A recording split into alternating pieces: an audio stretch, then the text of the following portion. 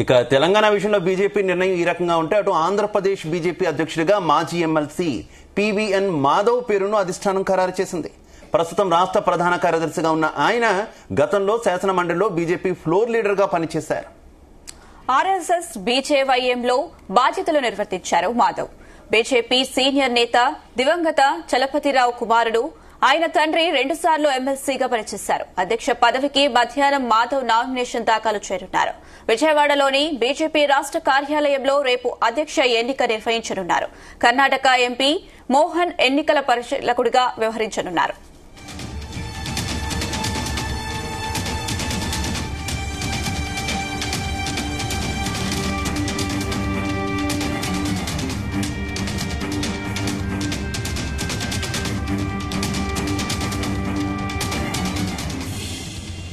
Right. Andhra Pradesh BJP రాష్ట్ర అధ్యక్షుడిగా MLC Madhav పేరు ఖరారు చేసింది అధిష్టానం. ఇక ఆయన నామినేషన్ వేయనున్నారు. ఇక ఇదే అంశానికి సంబంధించి మరింత సమాచారం మా కరెస్పాండెంట్ నాగేశ్వరరావు అందిస్తారు. నాగేశ్వరరావు, ఆంధ్రప్రదేశ్ రాష్ట్ర బీజేపీ అధ్యక్షుడిగా ఎట్టికేలకి కొలిక్కొచ్చిందని చెప్పుకోవాలా. ఏదైతే గత 3 నెలల నుంచి కూడా ఉత్కంఠంగా కొనసాగిన ఆంధ్రప్రదేశ్ బీజేపీ రాష్ట్ర అధ్యక్షుడు పదవి అయితే చివరికి విశాఖపట్నం వాసి మాజీ ఎమ్మెల్సీ ఆర్ఎస్ఎస్ ఏబీవీపీ బ్యాక్గ్రౌండ్ ఉన్న వ్యక్తి మాజీ ఎమ్మెల్సీ మాధవన్ అయితే అధ్యక్ష పదవి వరించిందని చెప్పుకోవాలి. ముఖ్యంగా ఆంధ్రప్రదేశ్ రాష్ట్రంలో ఎన్డీఏ కూటమి అధికారంలో ఉంది. ఎన్డీఏ కూటమి అధికారంలో ఉన్న నేపథ్యంలో బీజేపీ ప్రభుత్వం కూడా ఉండటంతో అధ్యక్షుడు ఎవరవుతారనే దాని మీద పెద్ద ఎత్తున ఊహాగానాలు, ఉత్కంఠలు, ఆశావాహులు వెరసి మాజీ ముఖ్యమంత్రులు, మాజీ ఎమ్మెల్యేలు, రాజ్యసభ సభ్యులు అందరూ ఒకరి తర్వాత ఒకరు లైన్ లోకి వచ్చారు. చివరికి ఆర్ఎస్ఎస్ ఏబీవీపీ బ్యాక్గ్రౌండ్ ఉన్న వ్యక్తిని ఆ రాష్ట్ర అధ్యక్షుడిగా బీజేపీ కన్ఫర్మ్ చేసిన పరిస్థితి అయితే నెలకొంది. గత 3 నెలలుగా కూడా ఆంధ్రప్రదేశ్ ఇటు తెలంగాణలో గానీ ఇటు ఆంధ్రప్రదేశ్ లో గానీ తెలుగు రాష్ట్రాలలో ఆ రాష్ట్ర అధ్యక్షుడిగా ఎన్నిక చేయటం బీజేపీ పార్టీ అధిష్టానానికి ఒకంత తలనొప్పిగా మారిందని చెప్పుకోవచ్చు. రాబోయే రోజులలో ఇప్పటికే ఆంధ్రప్రదేశ్ లో 6 ఎమ్మెల్యేలు ఉన్నారు, 2 ఎంపీలు ఉన్నారు బీజేపీ పార్టీకి. రాబోయే రోజులలో ఆ పార్టీ మరింత పటిష్టం చేయటం గానీ, నిర్మాణాత్మకంగా పార్టీని ముందుకు తీసుకెళ్లటం గానీ, బూత్ లెవెల్ నుంచి కూడా పార్టీని ప్రతిష్టాత్మకంగా అడుగులు ముందుకేస్తూ పక్క కేంద్రంలో కేంద్ర ప్రభుత్వం విప్లవాత్మకమైన నాంది పలుకుతూ విప్లవాత్మకమైన సంచలనాత్మకమైన అడుగులు ముందుకు వేస్తూ వెళ్తున్న నేపథ్యంలో ఆ యొక్క పేరు ప్రతిష్టలను ఆంధ్రప్రదేశ్ లో మరింతగా ప్రజలలోకి తీసుకెళ్లటం, అలాగే కేంద్ర పథకాలు ఏవైతే ఉన్నాయో వాటన్నిటినీ రాష్ట్ర ప్రభుత్వానికి రాష్ట్రానికి అనుసంధానం చేసుకుంటూ అడుగులు ముందుకు వేసుకోవటం, అలాగే ముఖ్యంగా ఏదైతే ఈ బూత్ లెవెల్ కమిటీలు ఉన్నాయో బూత్ లెవెల్ కమిటీల దగ్గర నుంచి కూడా రాష్ట్ర స్థాయి కమిటీ వరకు కూడా ఆ పార్టీని చాలా నిర్ణయాత్మకంగా ముందుకు తీసుకోవాల్సిన పరిస్థితి నేపథ్యంలో ఖచ్చితంగా ఇటుపక్క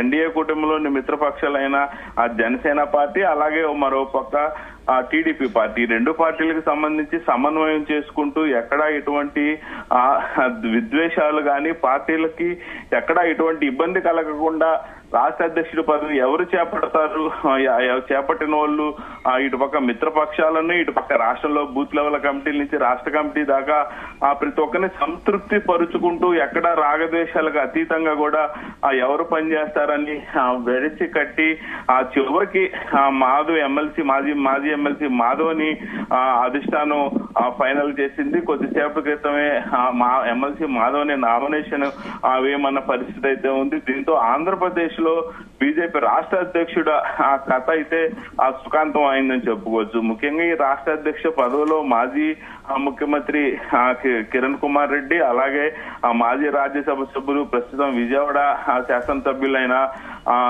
సుజనా చౌదరి, అలాగే పాగనాటి సత్యనారాయణ, మాజీ యువమోర్చా నాయకుడు, అలాగే మాజీ పార్టీ ప్రధాన కార్యదర్శి విష్ణువర్ధన్ రెడ్డి, మా ఎమ్మెల్యే పార్థసారథి, రకరకాల పేర్లు వచ్చిన నేపథ్యంలో బీసీ నేత అయినటువంటి మాధవ్ అనే ఫైనల్ గా వరించింది. ఇప్పటికే బీసీలకి రాజ్యసభ అయితే నాగేశ్వరరావు గతంలో బీజేపీ రాష్ట్ర అధ్యక్షుల ఎంపిక మనం చూసుకుంటే వరుసగా 2 సార్లు కాపులకు ఇవ్వడం కావచ్చు, ఒక ప్రయోగం చేయడం కావచ్చు, తర్వాత టీడీపీని సమన్వయం చేసుకునేలా పురంధరేశ్వర్కి ఇవ్వడం కావచ్చు, ఇదంతా కూడా మనం చూస్తాం. ఇప్పుడు మాధవ్ కు పాజిటివ్ అయినటువంటి ఫ్యాక్టర్స్ ఏమనుకోవాలి? మాధవ్ విషయంలో ఏ వ్యూహంతో రాష్ట్రంలో బీజేపీ ముందుకెళ్తుంది అనుకోవాలి? ఖచ్చితంగా ఇప్పటికే ఆ ఎమ్మెల్సీ మాధవ్కు సంబంధించి ప్రధానంగా వినిపిస్తున్న అంశము ఇటు చంద్రబాబు నాయుడుకు గాని ఇటు పవన్ కళ్యాణ్కు గాని కొంతమేరకు నమ్మిన ఆ వ్యక్తిగా ఉన్నాడు. అలాగే ఏదైతే ఆ తొందరపడి మాట్లాడే మనస్తత్వం కానీ ఆ తొందరపడి ఒక పార్టీ మీద నిందలేయటం కానీ తొందరపడి నిర్ణయాలు తీసుకోవడంలో కానీ మాజీ ఎమ్మెల్సీ మాధవ కొంచెం తగ్గి ఉంటాడు. అలాగే ఏదైతే పార్టీకి సంబంధించి కొన్ని మార్పులు చేర్పుల విషయంలో కానీ నిర్ణయాత్మకమైన విషయాలలో కానీ తొందరపడే వ్యక్తిత్వం ఉన్న ఆ వ్యక్తి కాకపోవటం ప్రధానంగా జనసేన టీడీపీ పార్టీలకి కొంచెం సానుకూలంగా సామరస్యంగా ఉండే వ్యక్తులలో ఎమ్మెల్సీ మాధవ్ కూడా ఉండటం ఒక రకంగా ఫెచ్చింగ్ అనుకోవచ్చు. అలాగే ఈ రెండింటికి మించింది మాధవది ప్రధానంగా బీసీ కులం కావటం, మరొకటి ఆర్ఎస్ఎస్ బ్యాక్గ్రౌండ్ నుండి ఆ ఏబీపీ యువమోర్చాలో పటిష్టంగా పనిచేసి మంచి పేరు ప్రతిష్టలు తెచ్చుకోవటం. వెరసి ఆ చంద్రబాబు నాయుడుతో గతంలో 2014 ఎన్నికల్లో కూడా ఆయనకి టీడీపీ ప్రభుత్వం ఉన్నప్పుడు ఆ టీచర్ ఎమ్మెల్సీలకు సంబంధించి ఆయనకి ఎమ్మెల్సీ టికెట్ కేటాయించారు. అప్పటి నుంచి కూడా కొంత మేరకు ఏదైతే టీడీపీకి బీజేపీకి సంబంధించి ప్రధానమైన భూమిక పోషించడం కానీ పాత్ర పోషించడం కానీ కొంత సమన్వయంతో అడుగులు ముందుకేయటంలో ఆ ఎమ్మెల్సీ మాధవ్ అంత దిట్టని చెప్పుకోవచ్చు. దానికి తోడు అతను పుట్టి పెరిగి చదివింది కానీ పార్టీలో పనిచేయటం కానీ ఒక సీనియర్ నాయకుడు, సీనియర్ కార్యకర్త విద్యార్థి దశ నుంచి ఆర్ఎస్ఎస్ కార్యక్రమాలను చేసుకుంటూ అలాగే విద్యార్థి దశల్లో ఉద్యమాలు చేసుకుంటూ యువమోర్చాలో రాష్ట్రంలో ప్రతిష్టాత్మకంగా ప్రతి జిల్లాలో కూడా ఆ పార్టీని యువమోర్చాని బలోపేతం చేసుకోవటం, ఆ తర్వాత పార్టీలోకి వచ్చిన తర్వాత పార్టీ నిర్మాణం కోసం పటిష్టంగా పనిచేయడం.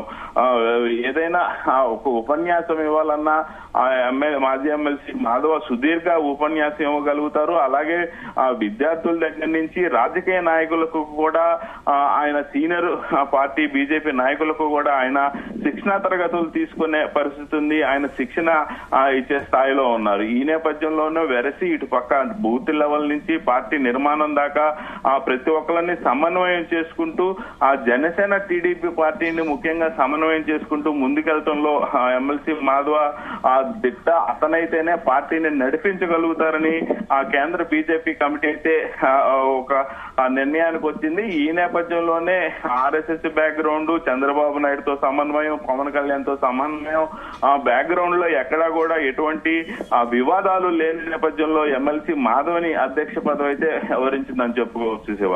Right, okay, thank you.